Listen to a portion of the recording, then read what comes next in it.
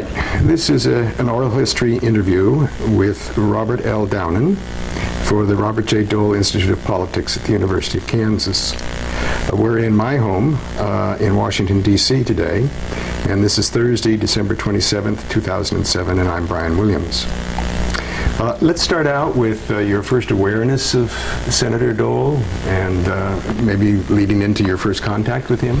Well, as a native Kansan from Wichita, born and raised in Wichita, of course I knew of Senator Dole for many years. I came to Washington, D.C. in the fall of 1973 to work on my master's degree at George Washington University. And I was majoring in politics and international affairs, and I was frankly on the lookout for some kind of a job, internship, whatever, that might give me an early start on my career.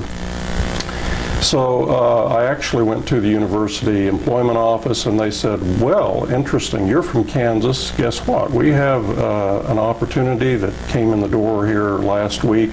They're looking for someone to work on Senator Bob Dole's staff,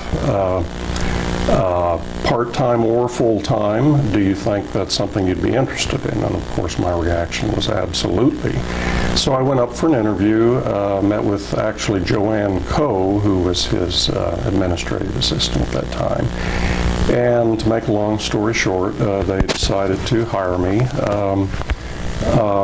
as a research assistant, very junior, very young. I think I was 22 at the time. And I began work in his office. I'll never forget the date because it was my sister's birthday, November 5th, 1973. And I can still recall the first time meeting the senator. He came out of his office, extended his left hand, as was his custom, and I was rather proud of myself knowing that he did not shake hands. I extended my left hand. Most people extend their right hand, and he's very comfortable shaking that way, of course. But I extended my left hand, he extended his left hand, and that was our first meeting. Very soon thereafter, I was asked if I would be willing to be his driver. As it turned out, the apartment that I was living in was 2 blocks from the Watergate residence where he lived. Of course, he was recently divorced at that time, and so was living by himself at the Watergate residence. And the convenience factor was very important, I think, for him. He did not drive himself at that time.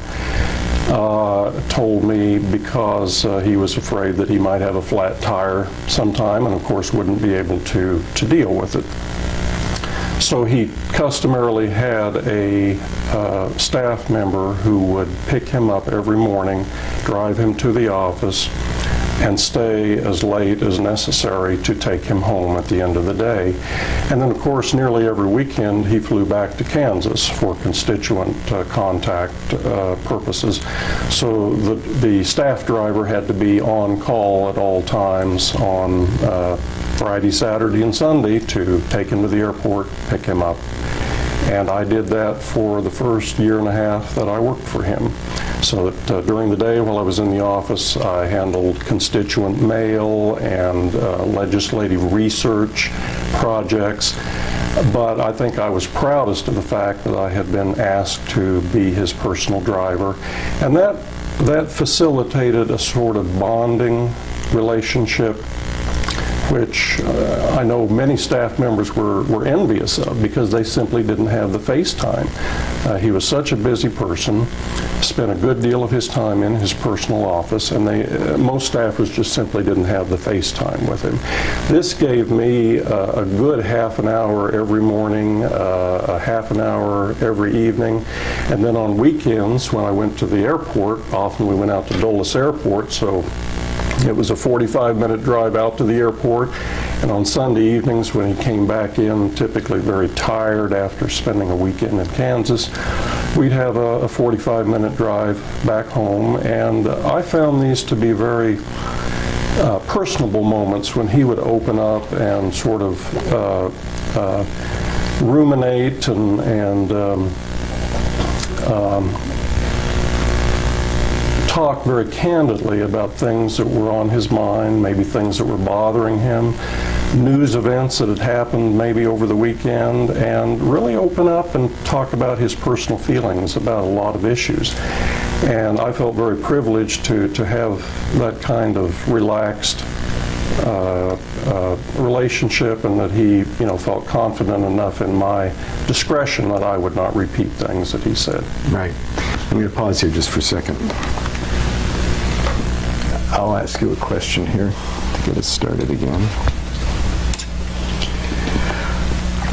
As you described this being with the senator and the hours and whatnot, did you have anything like a private life of your own going on at the same time, or not? Well, actually, it's interesting you asked that question. The senator was kind enough to allow me to keep his car at night and on weekends, because it was actually more convenient that way for me to go and pick him up. But as a result, I did have free use of his car on the weekends, and I actually took my future wife-to-be on our first date in the senator's car. And of course, we've laughed about that many times over the years. She was very impressed. She thought it was my car. And of course, not that it was all that elegant. I think it was a Chevrolet Laguna, but it was a new one, and certainly something I could not have afforded at that age. When did you fess up? After we were married. That's funny. You say that the senator opened up. Were there times when he you got the feeling just really wanted just to be quiet, and you drive and he'd snooze or ruminate? Really, no, because the senator had such an active mind. I mean, his mind was always going, and I think it took a while for him to wind down after spending a week with constituents out in Kansas, coming back on Sunday night. Tired though he was, his mind was still racing, and so he was contemplating and ruminating on things that he had to deal with over the weekend, and of course at the end of the day, when we would be driving home after a full day in the Senate office, some of the issues that had been on the floor that day that he'd had to deal with, but particularly because that was the era of the Watergate scandal. And from late 73 until August of 74, there were daily bombshells about the unfolding Watergate scandal. And the senator was, I think, so perplexed in some ways and bothered and perhaps even irritated by the unfolding events, none of which he had personally been aware of. But as someone who had been so loyal to President Nixon for so many years, and who had entrusted so much of his personal political career to the prospects of the Nixon administration, it was clearly a very bothersome thing. And to a man who still had ambitions, Dole was in his late 40s, early 50s during this period. He had clearly a very bright political future ahead of him. And I just remember generally, the daily sort of almost thinking out loud as we would drive home at the end of the day, and he would wonder at the unfolding events and the negative repercussions for those Republicans like himself who had stood by the president and been so loyal for so long, and I think was ruminating in his own mind about what the longer term implications might be for those who had stood by the president. And I do remember a comment that the senator made publicly, probably along about November or December of 73, He said, some of us Republicans are going to have to start wearing steel helmets. There are so many coconuts that are dropping on us day to day that we're just not prepared for. And I think that's really the way he felt. There were just so many totally unknown things that were surfacing about the way the 72 presidential campaign had been conducted. And for someone like Dole, who had not been directly involved in many of those events and decisions, but had been chairman of the Republican National Committee, there clearly were implications for him personally and for his professional future.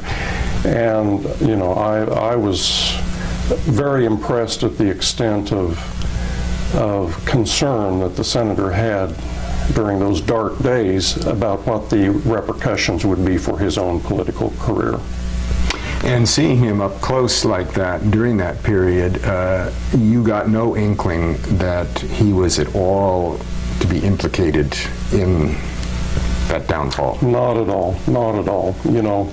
It was so clear publicly and privately, I think, that he had been shut out of so much of the decision-making during the 72 re-election campaign.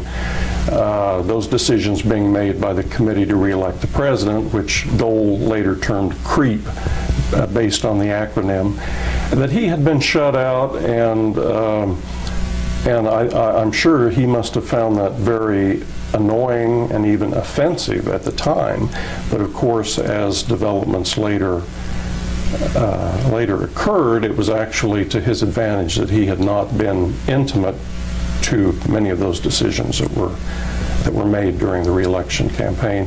And ultimately, there had to be a certain distancing, I think, of the senator from the Nixon administration, so that by the time the president resigned in August of '74, there was enough daylight between the two men that the residual implications for the senator were far less than they would have been had the senator been closer to the president during the '72 re-election campaign.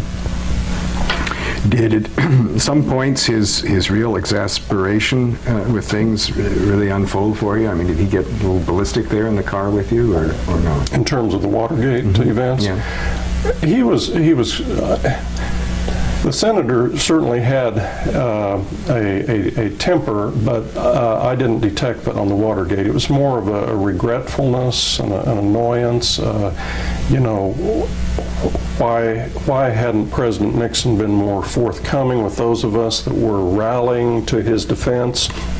We believed the president when he said he had not been involved in any of the events that led to the Watergate caper. We defended the president. We put our political reputations on the line, and we were blindsided. I think probably that's the best way to sum up what I felt the senator's feelings were during that period.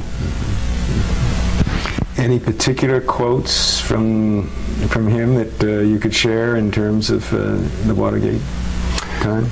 I probably have some notes somewhere. I realized at the time what a historic event this was. I may have kept some notes. I don't know where they would be, but I just really recall the sense that the comment, of course, about the coconuts dropping and the steel helmets, a sense that many Republicans felt they had to maybe not run for cover, but they had to protect themselves, and it was a regrettable set of circumstances for everyone involved.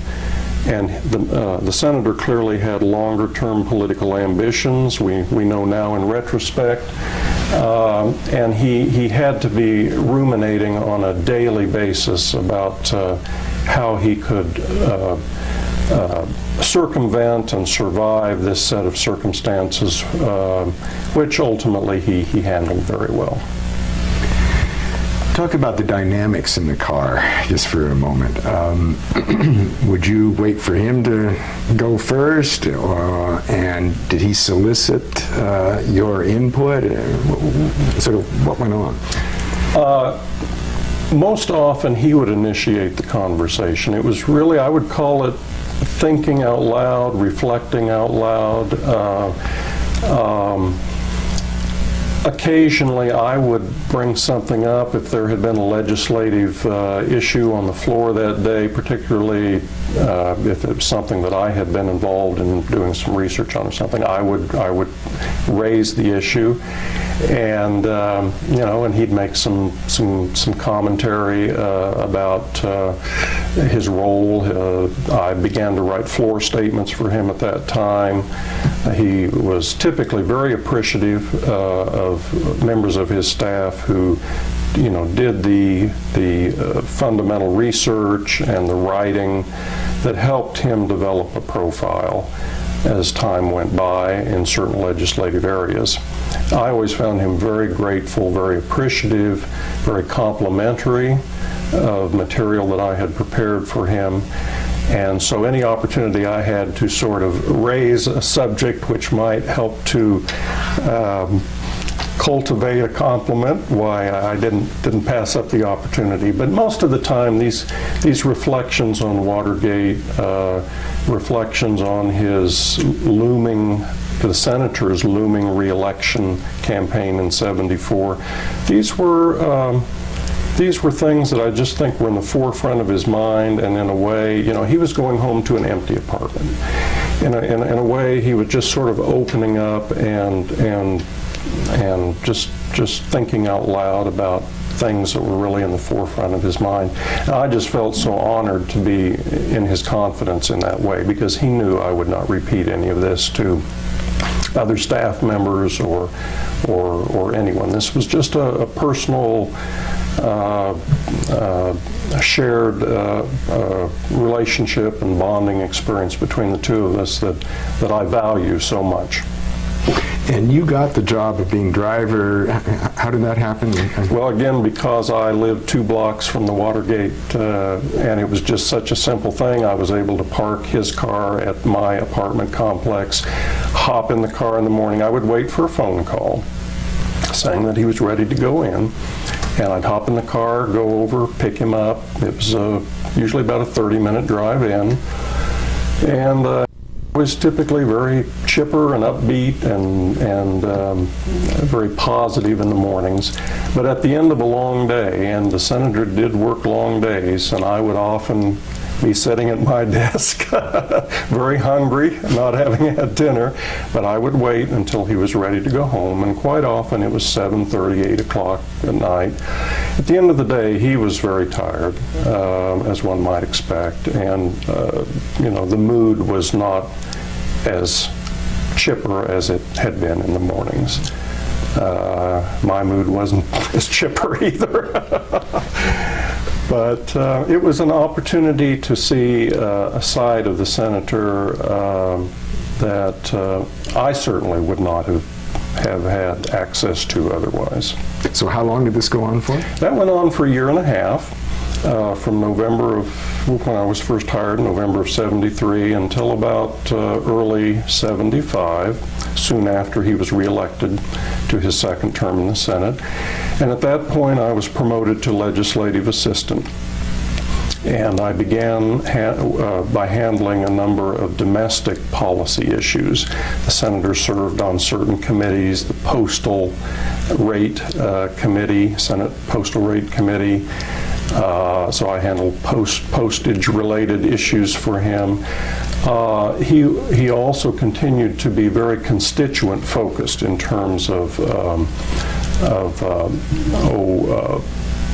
public utility issues. So I handled a lot of the Kansas public works projects, Corps of Engineer construction projects, legislation related to that, earmarks for spending for Kansas projects. And I did that through the '76 presidential campaign. where he ran for vice president. And then after that, I guess you'd say, was again promoted to handling national issues and was given the portfolio of the foreign policy and national security legislative issues, which the senator decided that he wanted to have a profile on every single national issue that came before the Senate. And I had actually majored in foreign policy and international affairs at George Washington University. So I was delighted to finally be given that portfolio to work with for the senator.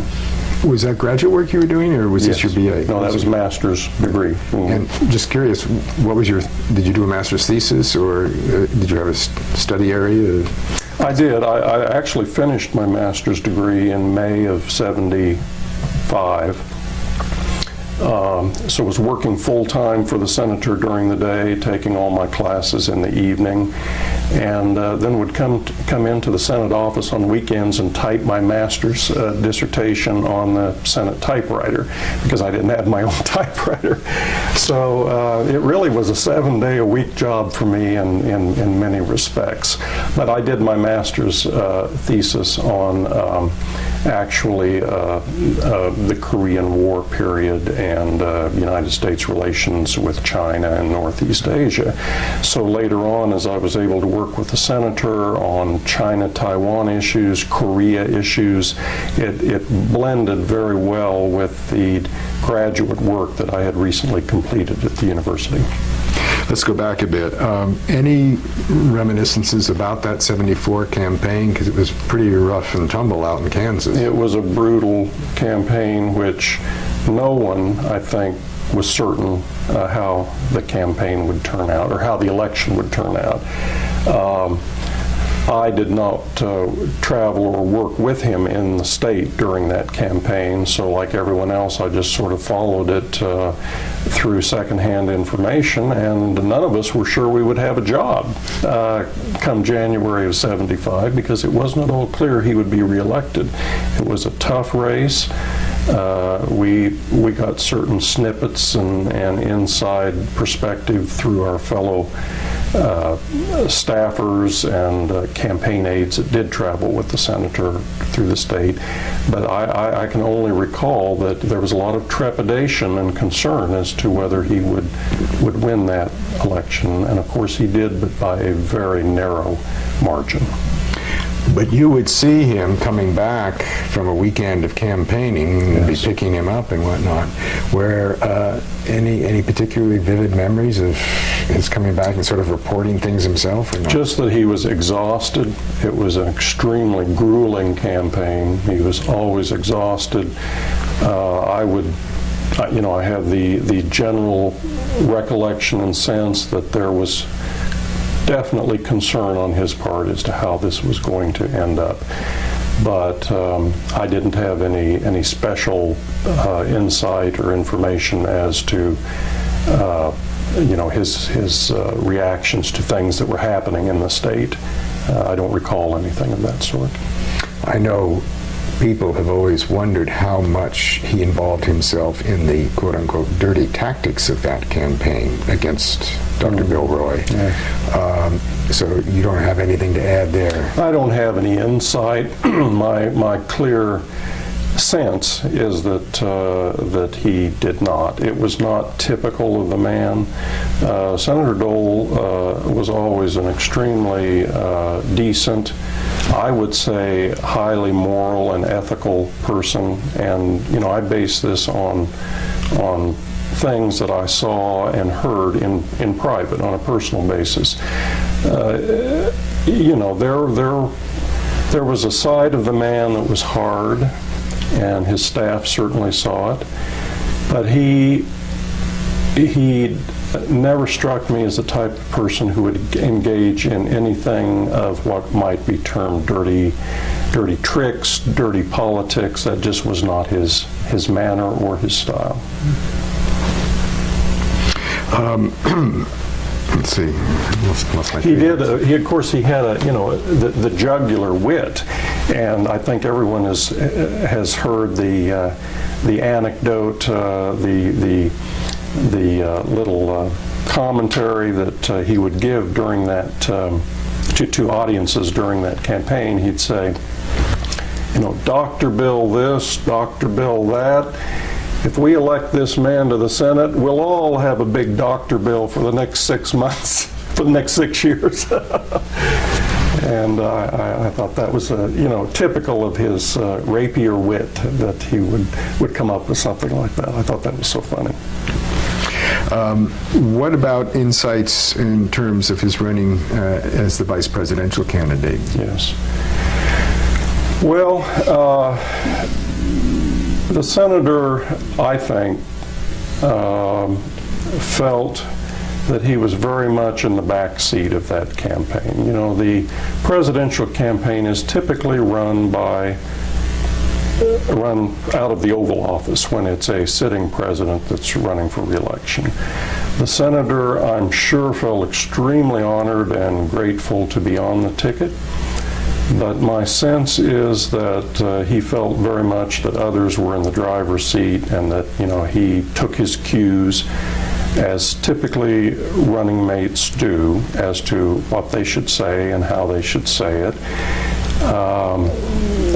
I remember that he, termed his job during that election as indoor work with no heavy lifting, and he also said that while the president was in the Rose Garden, he was out in the jungle dealing with the difficult tasks that a running mate often has to deal with. And that's true. President Ford, in a sense, did run from the Rose Garden as an incumbent. And I think a duty or responsibility was given to the senator to be on the front line, on the attack, on the offensive, to defend the record of the Ford administration, and to launch the rhetorical assault on the Democratic opposition. Now, at that point, were you still driving? I lost a little track of that. No, I no longer drove after would have been early '75. At that point, a younger, perhaps more energetic staffer was hired, Dick Friedemann, who is today an attorney in Kansas. If you have an opportunity to talk with him, Dick Friedemann became his driver, and I passed the keys, as it were, to Dick, and was simply a full-time senior legislative assistant on the senator's staff. Were there regrets giving up that?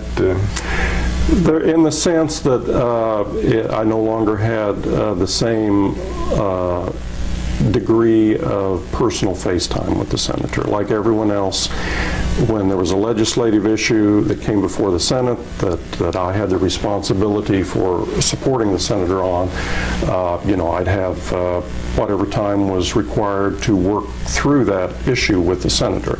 But I didn't have that level of intimate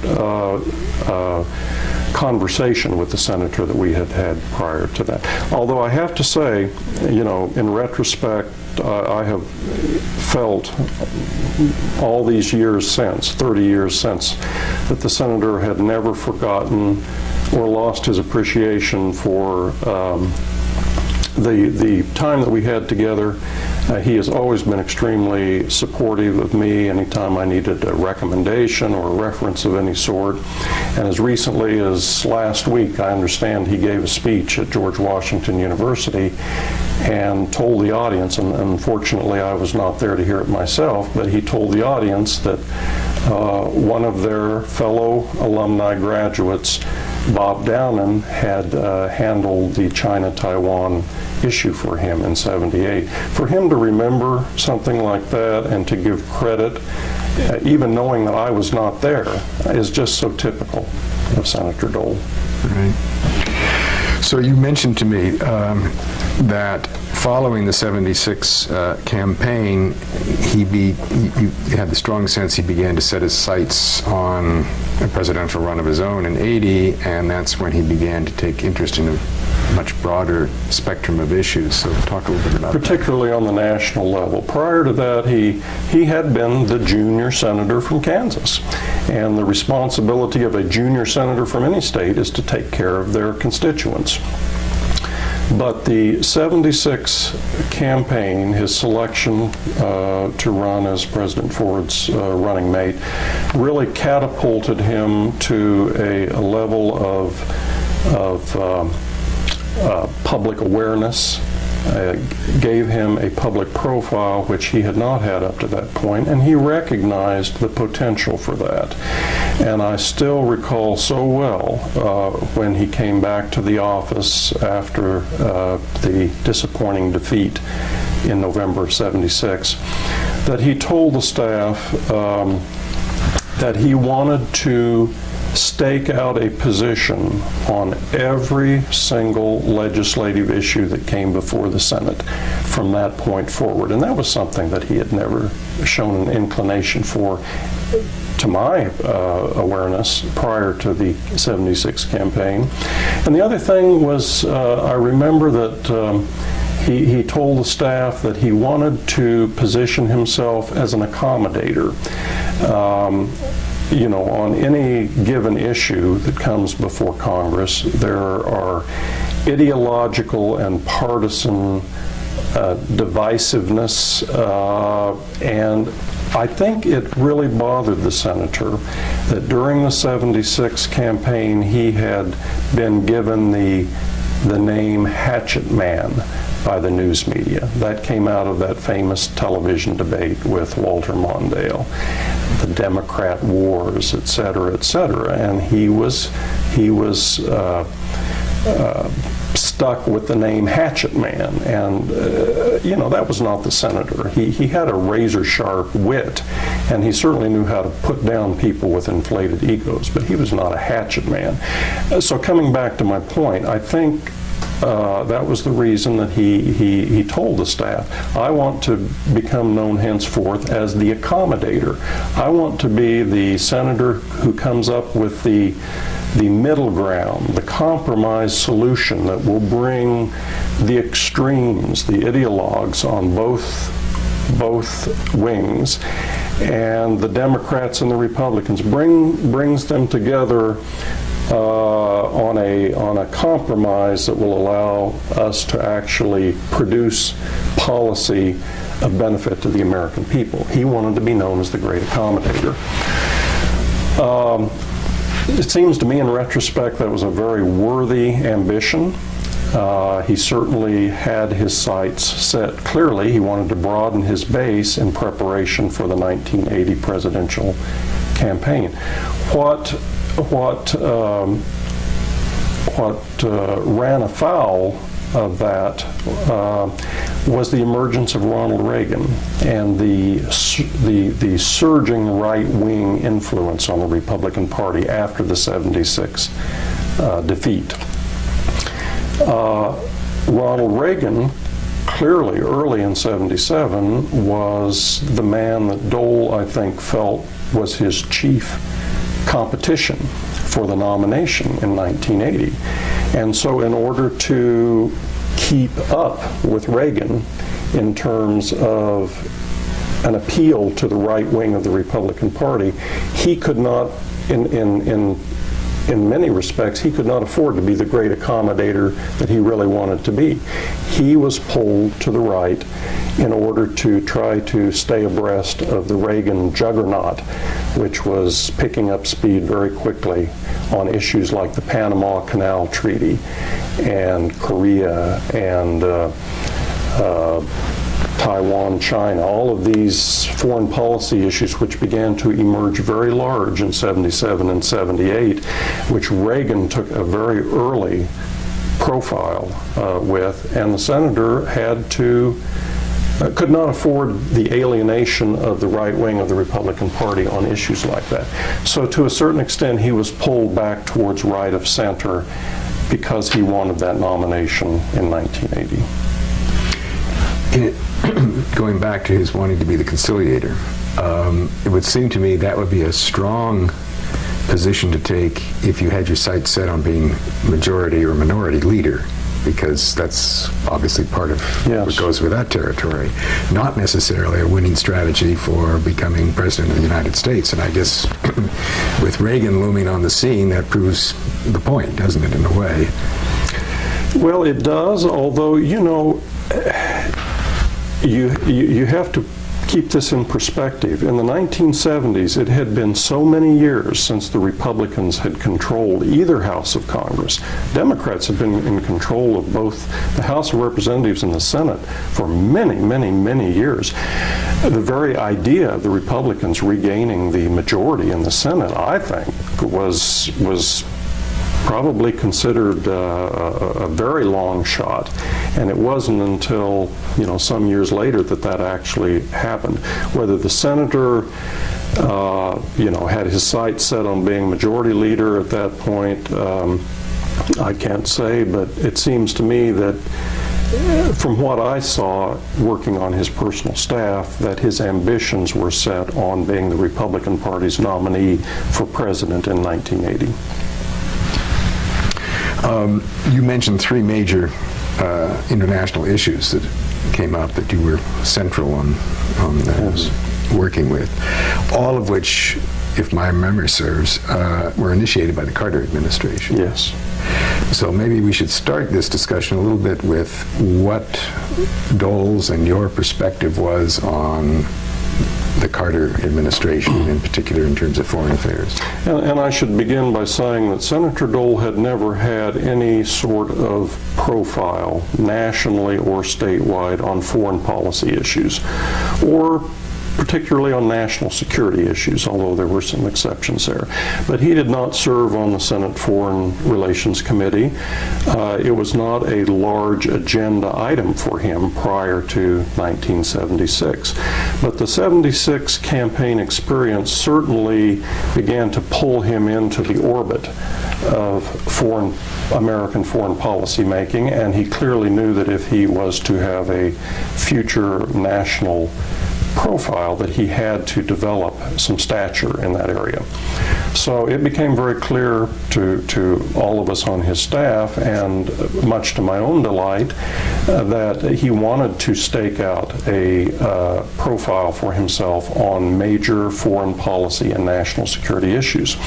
During the 76 presidential campaign, candidate Jimmy Carter had suggested several, for what in those days was very startling, foreign policy initiatives. He said that he would not pretend, as previous administrations had, that the Republic of China on Taiwan was the real China. It was time for the United States to switch relations so that we would establish relations with the People's Republic of China, which of course in those days was known as Red China or Communist China.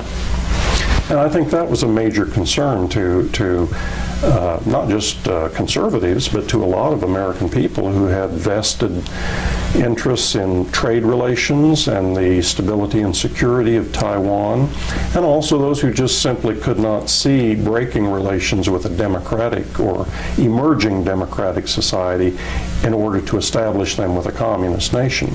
The other thing was, Jimmy Carter said during the 76 presidential campaign that if he were elected, he would withdraw U.S. troops from South Korea.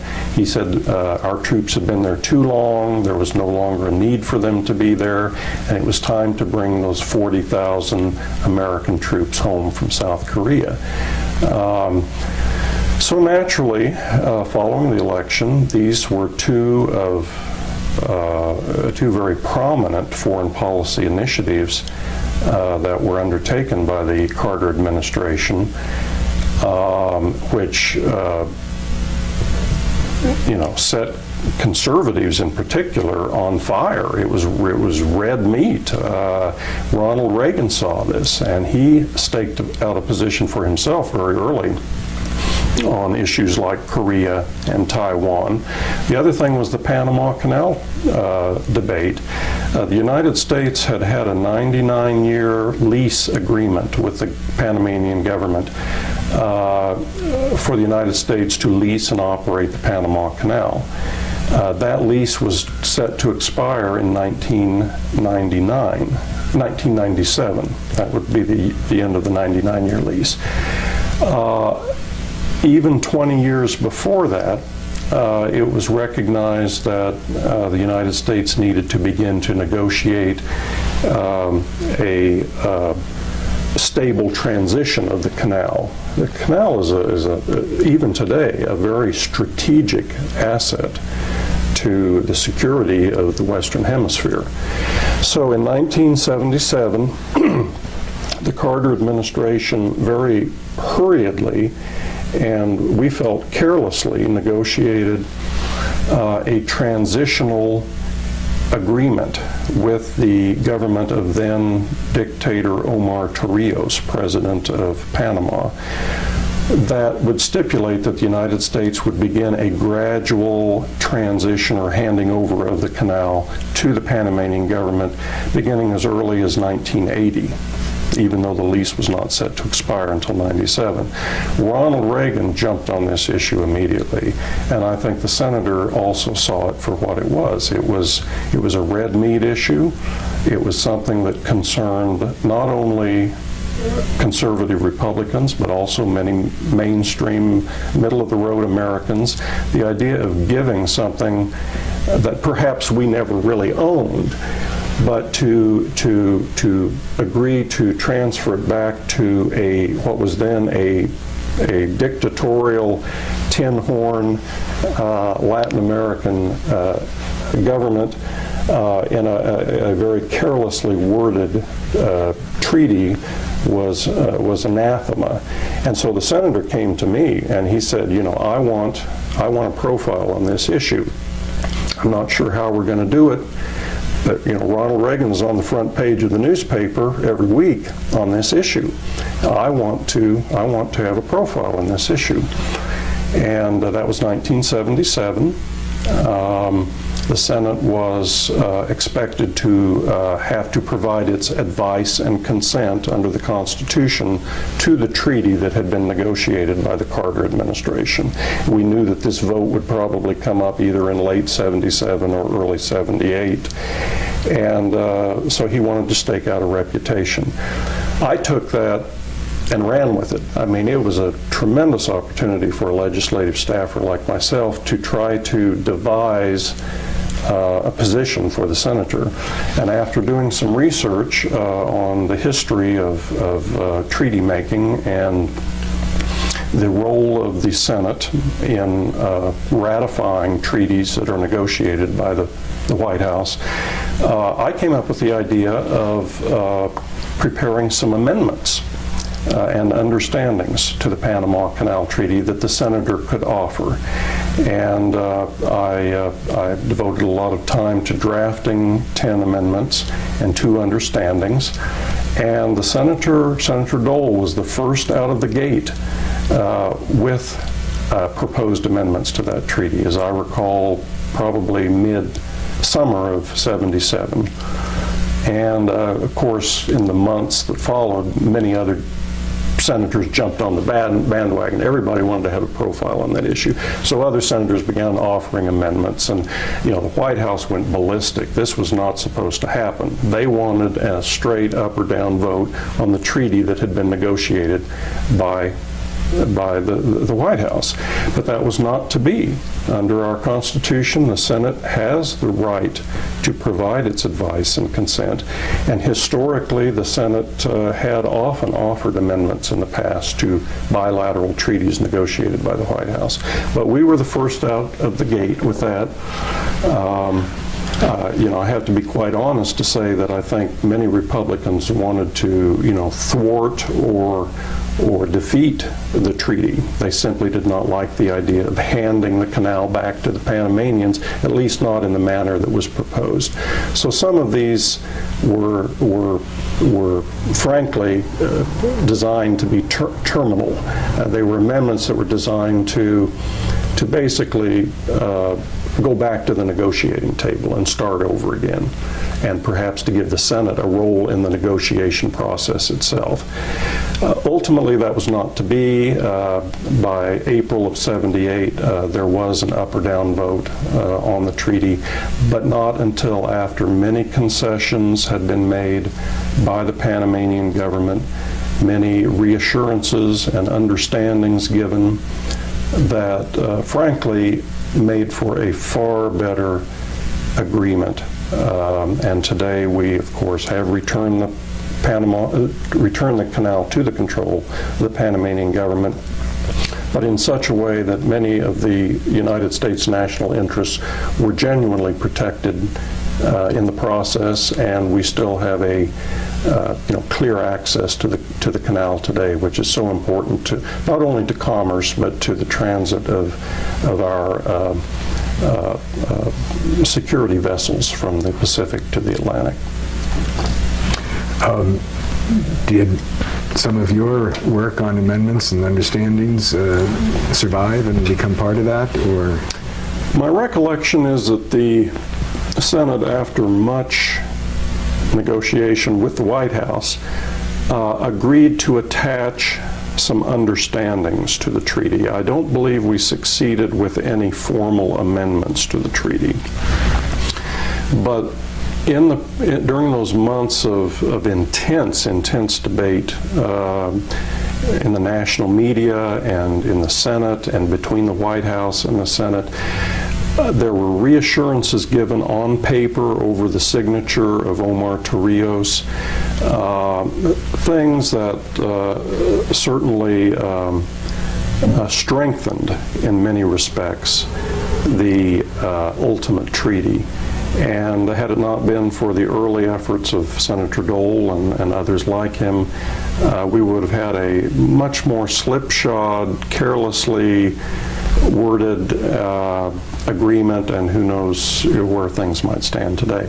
I should add, the Senator and I went down to Panama in December of 1977 to meet with Omar Torrijos.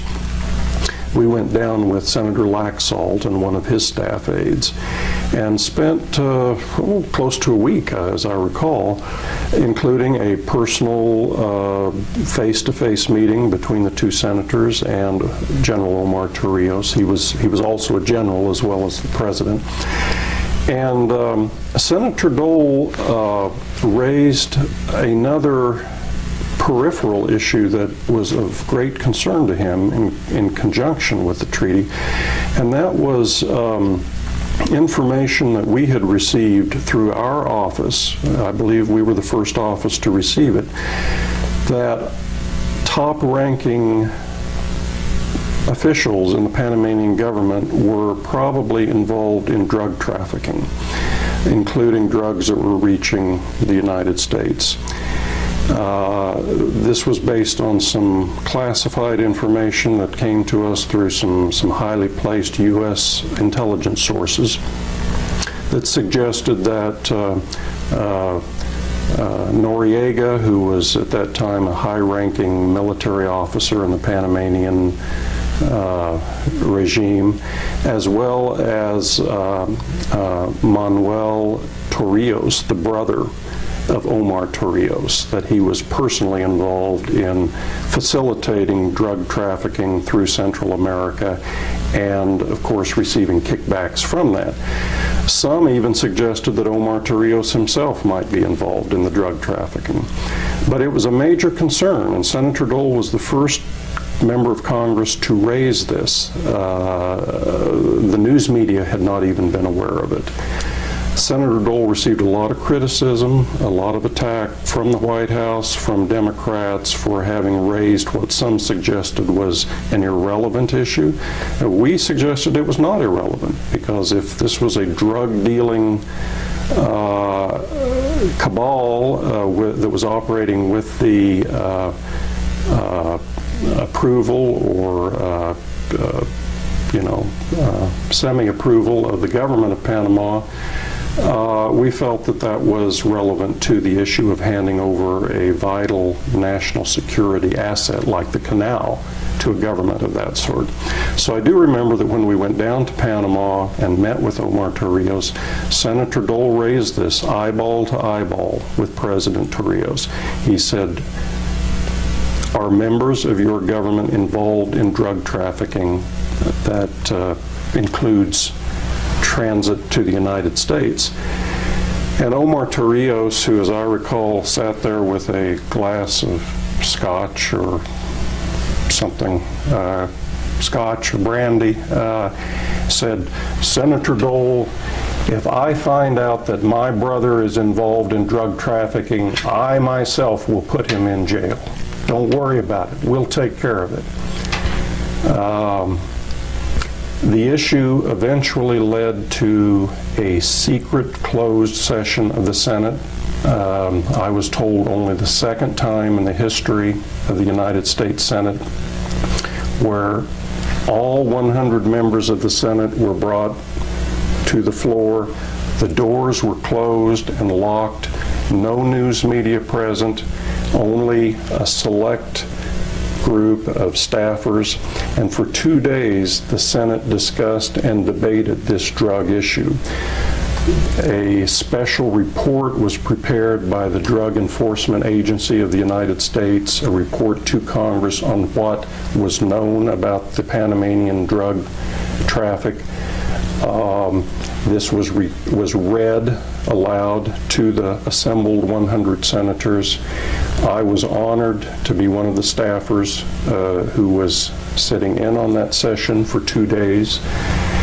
And it certainly enabled an airing of the issue, which was needed.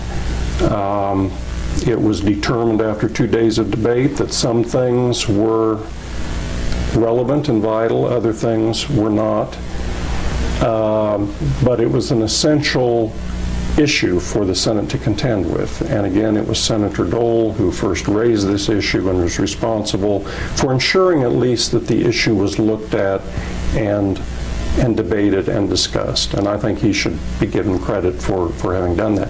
Just as a final footnote, it was about 10 years later that Noriega was arrested and found guilty of drug trafficking. This was following the United States invasion of Panama, when we went in and basically cleaned out that rat nest. And Noriega was brought to justice, and even to this day remains in jail for having been actively engaged in drug trafficking. The Torrijos brothers were never implicated. Omar Torrijos was killed in a helicopter crash not too many years afterwards, as I recall. I think the circumstances of that were never entirely cleared up.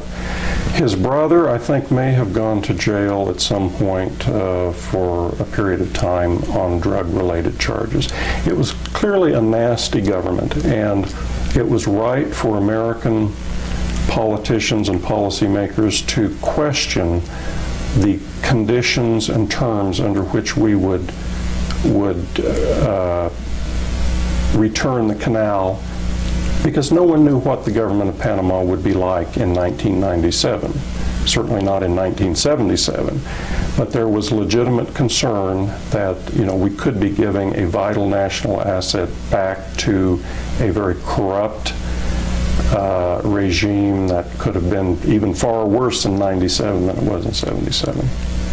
So who forced the Carter administration to adhere to the 99-year term rather than an earlier turnover of the canal? Well, there was a lease. Right after the Spanish-American War in 1898, there was a 99-year lease that was negotiated with the new government of Panama at that time.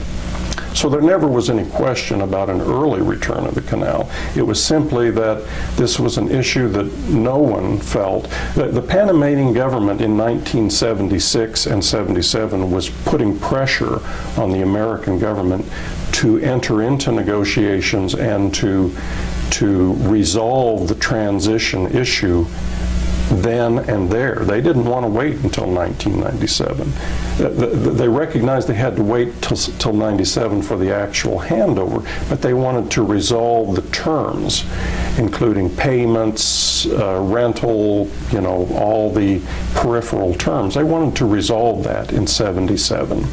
And that's when the Carter administration sent Ellsworth Bunker and Saul Linowitz and some others to the table and hammered out what we clearly felt was a very carelessly and hurriedly prepared treaty that did have a lot of defects and weaknesses, which I think were ultimately resolved and cleared up by intense Senate interest in the issue.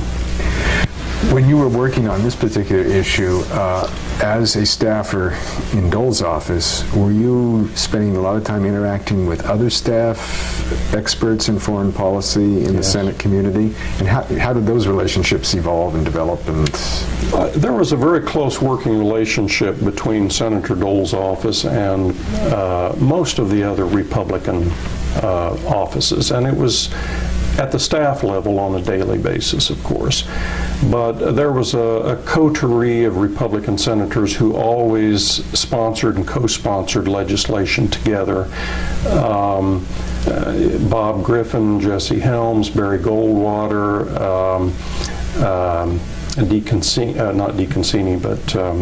Domenici, who always supported each other on legislative initiatives. And I worked with the staff members in those offices and others on a regular daily basis. We helped each other out. We shared information that we picked up. We noodled out creative approaches to nettlesome issues. And ultimately, then, of course, it would be among the senators themselves to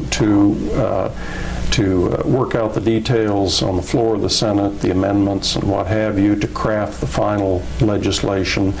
And in those days, it was difficult to get a majority of votes on Republican-initiated legislation of any kind, either bills or amendments.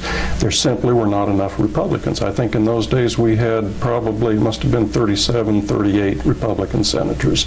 And to try to contend with and overcome Democratic Party opposition on any Republican proposal was an uphill battle, to say the least.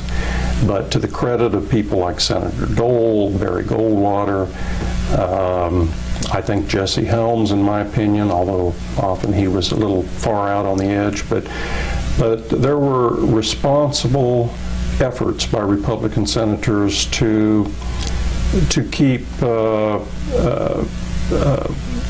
final legislative policy laws somewhere in the middle of the road. I've always said you have to have extremes on both ends.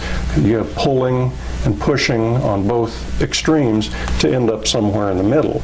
And I really think down deep that's where the senator wanted to be, although he was often with that right wing that was pulling in that direction. But everyone knew that ultimately final laws that were passed and enacted would be somewhere in the middle to the benefit of the American people. At the same time, I suppose, in those days, there were some Republicans who were likely to wander off the plantation occasionally, right? Occasionally. We had our more liberal Republican senators who would occasionally side with the Democrats, but Republicans were such an endangered species in those days that there weren't many. I think of Ed Brooks from Massachusetts. He certainly was a Republican who often voted with the Democratic majority. But on the whole, I think Republicans saw themselves as an endangered species and really stuck together on all but the most extreme right-wing proposals. Good. We need to stop there.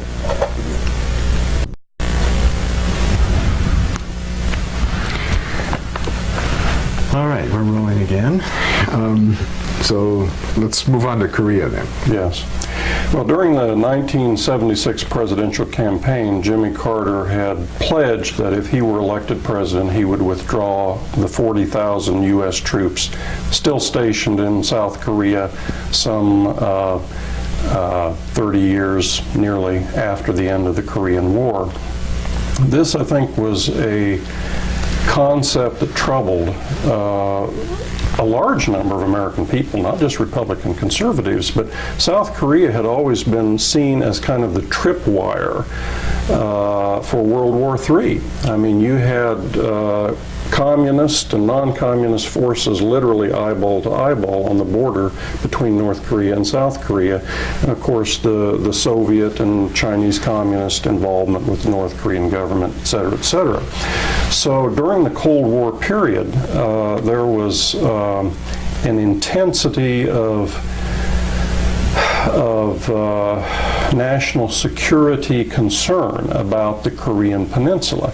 And the idea of withdrawing all American forces, which, after all, had been a major component of the stability of the South Korean Peninsula for nearly 30 years, was a matter of great concern to many people.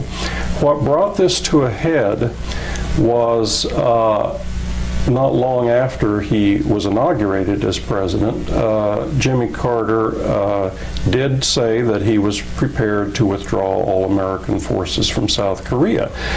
The gentleman who was at that time the U.S. Chief of Staff for U.S. Troops in South Korea, Major General John Singlaub, confronted the president publicly about this. He said that in his judgment, if U.S. troops were withdrawn from South Korea, it quite likely would lead to war. This was a direct contradiction to the president's assurance to the American people that it would mean nothing. President Carter fired General Singlaub,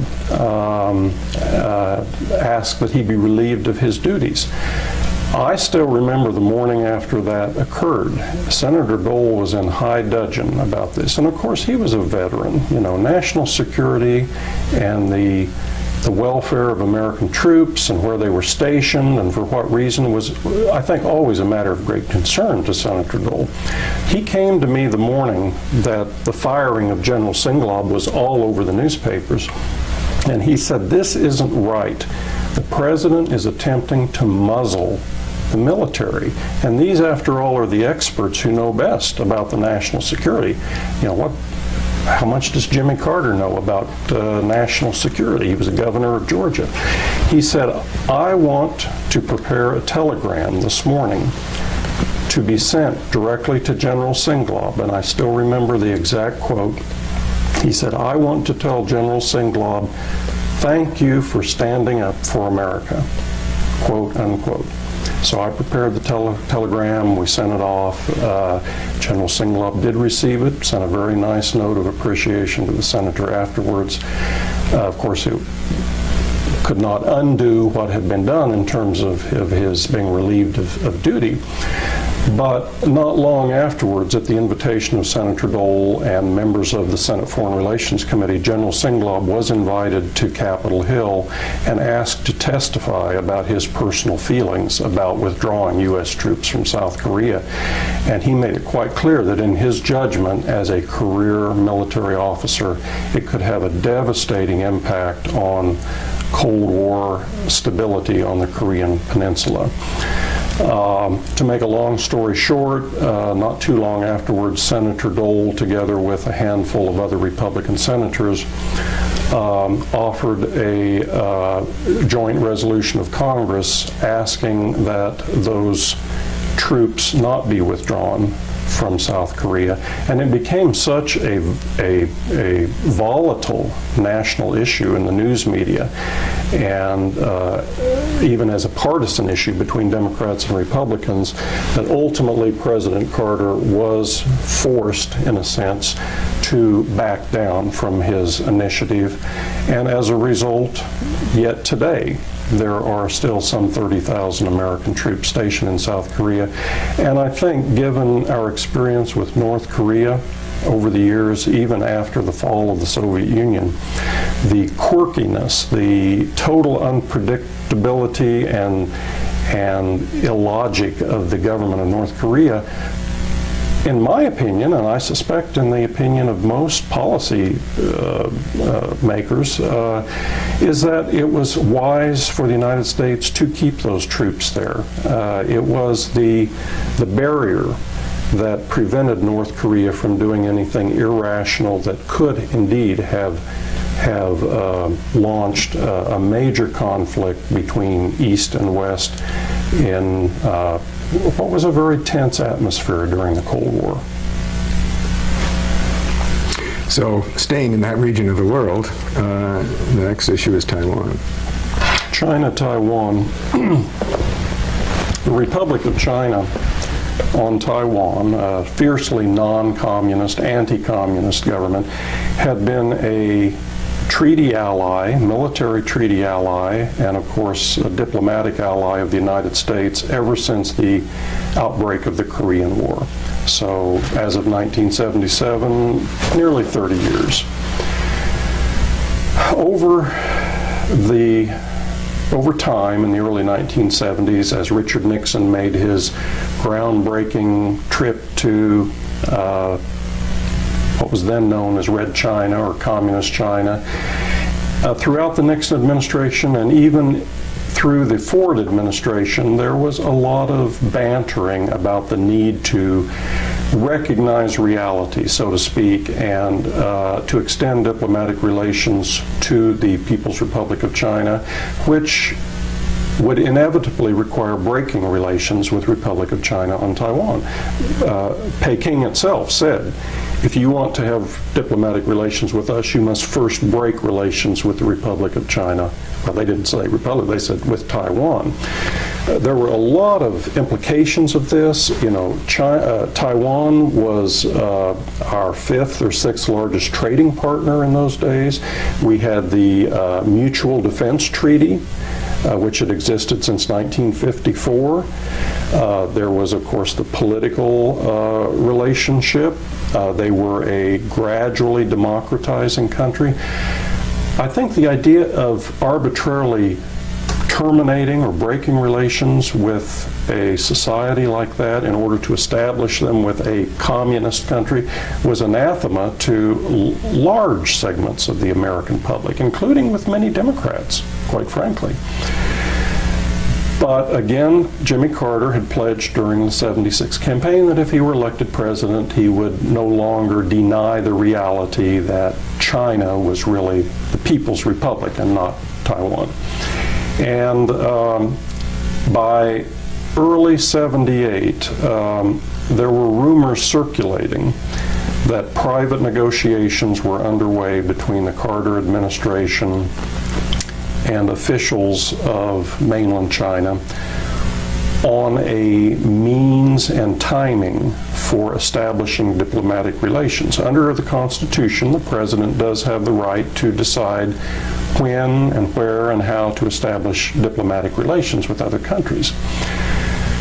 But there was a strong sense, again because of the economic and security and political shared interests between Taiwan and the United States, that this should not happen in any abrupt and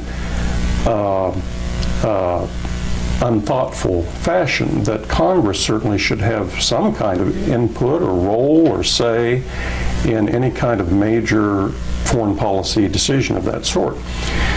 And so, as I say, we had been hearing rumors. Some of these were circulating in the newspapers. Others were coming to us through some intelligence sources in the U.S. government that there were talks underway between Washington and Peking on doing something very abrupt and probably without any consultation with Congress beforehand.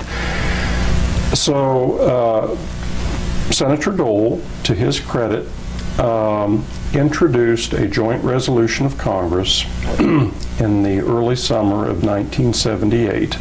He was joined in that by the senator from Florida, Richard Stone, hence became known as the Dole-Stone resolution.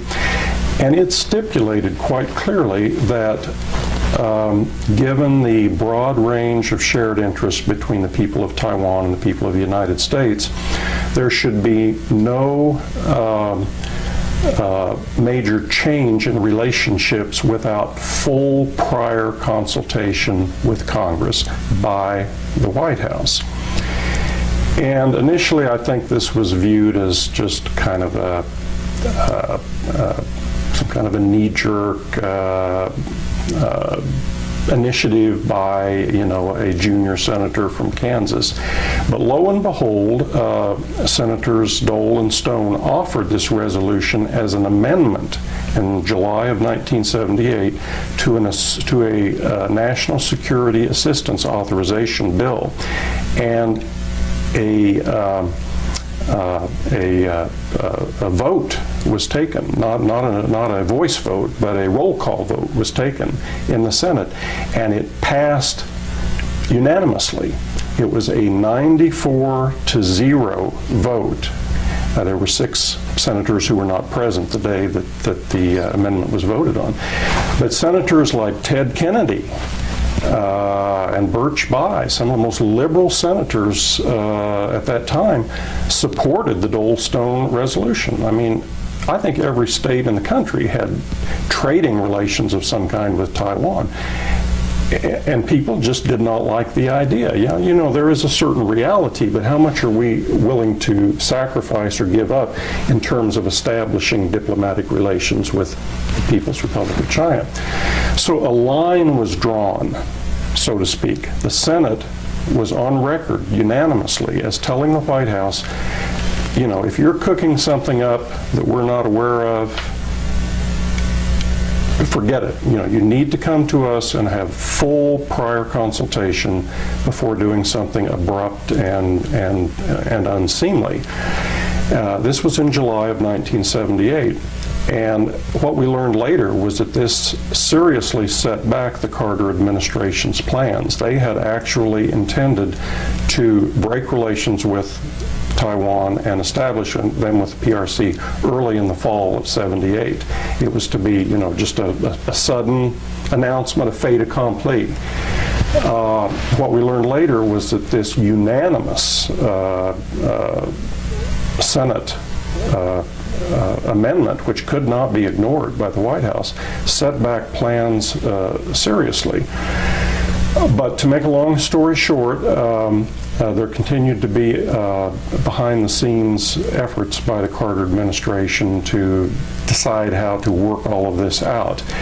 And while Congress was in recess for the Christmas holiday in this late December of 1978, President Carter went on nationwide television and announced to the American people that effective January 1st, 1979, he was going to arbitrarily establish diplomatic relations with the People's Republic of China, and that would necessarily mean that we would be terminating not only diplomatic relations, but our mutual defense treaty with the Republic of China on Taiwan. Needless to say, Congress went ballistic. Senator Dole called me at home that evening and he said, "Did you see what the president announced on television?" I said, "I did." And he said, this is contrary to what we did in July. He said, "I want to issue an immediate press release tonight taking the administration to task for doing this without the prior consultation with Congress that was mandated legislatively 6 months ago." What we later found out was that the White House thought they had finessed this by making a phone call a couple of hours beforehand to the Senate Foreign Relations Committee chairman and minority leader, and also the House Foreign Affairs Committee chairman and minority leader, and tipping them off that in 2 hours the president's going to go on nationwide TV. The White House felt this would fulfill their obligation for full prior consultation with Congress prior to doing so. And of course this was nothing at all like what Congress had intended. To make a long story short, again, the transition was not quite as smooth as the Carter administration had hoped.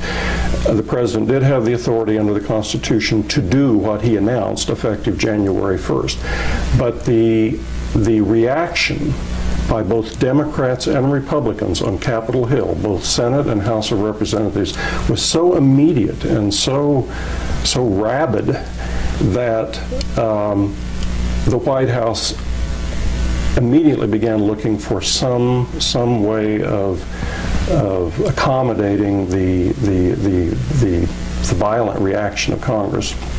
This led to creation of the Taiwan Relations Act in April of 1979, which, among other things, stipulated, and it was an act of Congress which became the law of the land, stipulated that the United States would continue to have serious and grave concern about the security and stability of Taiwan, even though the Mutual Defense Treaty would be terminated by presidential edict, that it would remain a matter of great concern to the United States, the future security, and that the United States also intended to continue a very vibrant commercial relationship with Taiwan.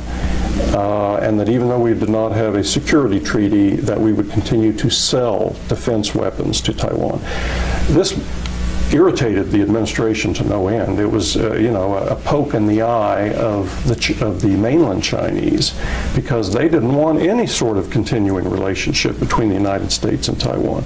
But Congress, in its wisdom, with the leadership of Senator Dole and others, stipulated this isn't going to happen. There will be a continuing relationship, albeit sub-diplomatic, with the people of Taiwan, who have been our loyal friends and treaty allies, for 3 decades. And, in hindsight, here we are almost 30 years after that. We still today, Taiwan today is a democratic society. They transitioned during the 80s towards full democratization and democratic institutions.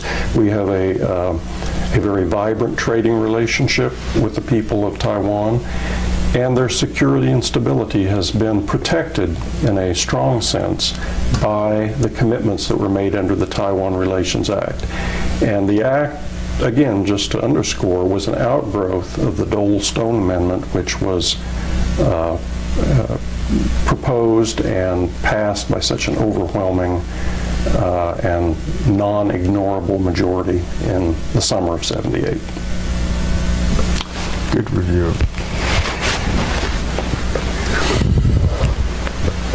I asked you if you served as sort of the mentor to Senator Dole in terms of his becoming more active in foreign relations issues and so forth, and you said you did have some role to play there. Can you just describe that a bit? Well, to some extent, maybe more of a sounding board. I mean, he did come to me and say, withdrawing American troops from South Korea is a terrible idea, and the president has fired the one general who would stand up and say, this is a threat to the United States.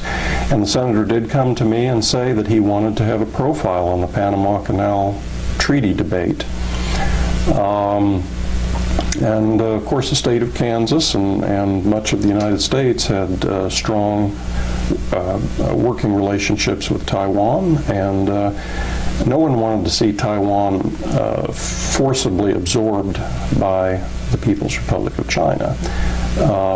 So I would have to say that the senator, in most cases, he was the thinking behind these processes. He was the intellectual initiator of these legislative items. He had the vision, in a sense, of knowing that there were certain issues that were fundamentally vital to the interests of the American people and the security of the nation. But then, as most congressmen do, they come to their staff and they say, work it out for me, work it up for me. You know, how do we square this circle? You come up, you know, you've got the time, you devise the approach. Let me take a look at it, let me tool it and retool it to the point where I'm comfortable with it and where I think it accomplishes what we want to accomplish. And I just feel very privileged to have been, you know, a senior staff member that he came to and looked to for guidance and specific ideas on how to approach these issues, and then to have the opportunity to work with him to shape and tool these to a point where, in his far greater experience than mine, they would make sense in terms of national policy and accomplish the specific objectives that he wanted to accomplish, both as a Republican senator, but as a national statesman. Were there others in his office who you were sharing this portfolio with, or not? Not on foreign policy. From 1977 into 1979, I had the chief responsibility for that. And on national security issues, you know, I think about the U.S.-Soviet strategic arms limitation treaty, things of that sort. There were others with stronger defense and military experience and background that I worked with on issues like that. But the ones that I feel proudest of are those where I had I had the duty, I had the responsibility to take his vision and his objective and devise ways of proposing that as a sensible legislative initiative, which he was comfortable with, and then to prepare the floor statements, the testimony, and he did go before the Senate Foreign Relations Committee and testify on the Panama Canal Treaty and the amendments that he had proposed. That was rather unusual for a committee to ask an individual senator to come and testify. That was not normally done. So, you know, I think it helped him establish the profile and the reputation that he wanted as a statesman, but also as an ambitious politician with a future, to place him where he wanted to be on issues of national prominence and significance for the welfare of the United States. So what prompted your departure from this high place? Probably burnout after 5.5 years. It's grueling to work on any congressional staff. I mean, just the pace of legislative activity, the intellectual requirements, the long hours, typically 6 days, sometimes 7 days a week. It's a difficult thing to do that for most people for very many years. And I know Senator Dole's staff members typically served him fewer than 5 years. It was unusual, at least in those days, for a staff member to stay 4, 5, 6 years. That was quite uncommon. But I had such a strong respect and admiration for the senator that I toughed it out as long as I could. But certainly after almost 6 years, I was interested in getting married, starting a family, carrying my career on to the next stage. I did leave the Hill and went to a think tank, actually, the Center for Strategic and International Studies, and later the State Department, where I had additional opportunities to work on foreign policy issues. And but I never lost touch with the senator. From time to time, we would see each other in various forums. He always greeted me very warmly. And then I was very honored during the 1996 presidential campaign when he ran as the Republican nominee. I was very honored that he asked me to serve as an advisor on his foreign policy tasking team. Paula Dobriansky, who was the leader of that team, I was in regular contact with her, particularly on issues relating to East Asia. And I prepared a number of policy briefing papers for the senator, contributed to some campaign speeches that he made during that campaign, and after the election received a very nice letter of appreciation from him. What kind of a president do you think he would have made, and in particular in terms of foreign policy issues? You know, it's difficult to say in hindsight because it would have depended so much on events around the world, some of which would have transpired differently had he been president than Bill Clinton. I think, though, that he would have offered some creative approaches to nettle some issues. Perhaps he would have been given that opportunity that he always wanted to have, to be the great accommodator, to bring together the fringe elements of both parties to a common meeting ground where they could agree on approaches to policy issues, both domestic and foreign, that would be in the best interests of the American people, the welfare of the United States. It would have given him an opportunity to have placed his imprimatur on the history of this country in a way that most likely would have been different than that of Bill Clinton, where it would have put us in terms of the Middle East, issues like Afghanistan, Iraq, who can say with any certainty. But he certainly would have been a very decisive and deliberate person. He would have had highly capable people advising him on issues of that sort.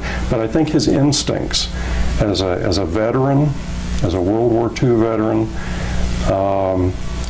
and his instincts for the mentality and popularity of issues of the mainstream American people in the Midwest, certainly, his instincts would have led him in directions that could have only benefited the country as a whole, in ways that would not have been ideological or particularly partisan. But, I mean, there are always going to be differences of opinion about approaches to any particular issue. But I think his desire and instinct was to be someone who could establish a mainstream of thinking that could bring divisive elements politically and ideologically together in a harmony that would work to the benefit of the country. Do you think that kind of perspective still has a chance of surviving in this country, considering the degree of hostility and polarization that has occurred? You know, there's more polarization on Capitol Hill today than I ever witnessed. And we thought things were pretty divisive when I was on Capitol Hill. But the rancor and the lack of civility that we see more and more of, resulting in lack of action in many cases on important legislation, you know, has reached an extent that would have certainly been startling to members of Congress in 1975.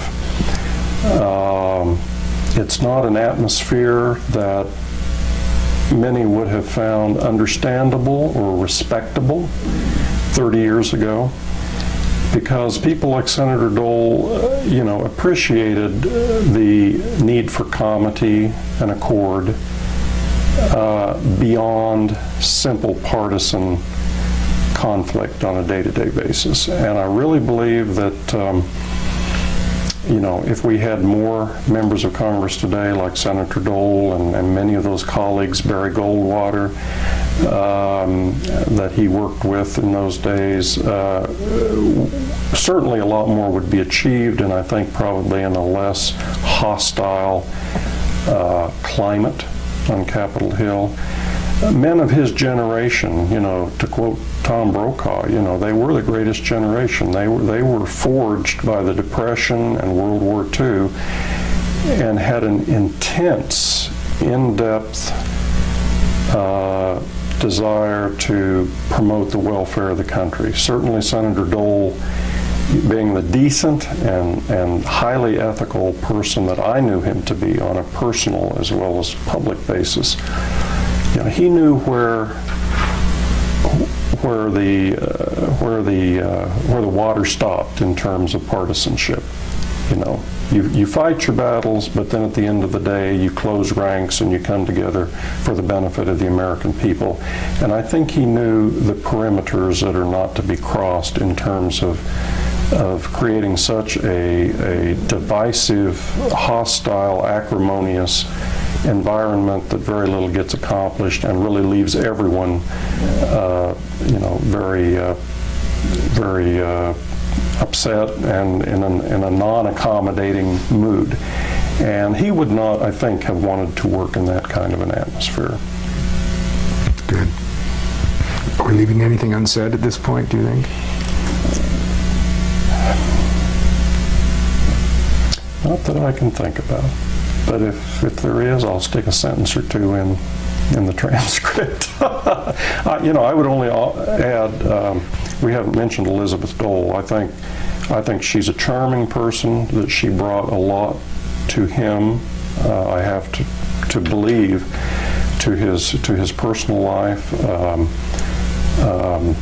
She was considerably younger than he was, but a very bright and ambitious and cordial person, still is, of course. But I would suspect that she brought an element to his personal life which helped to sustain him through the grueling political and policy-making challenges that he had to deal with.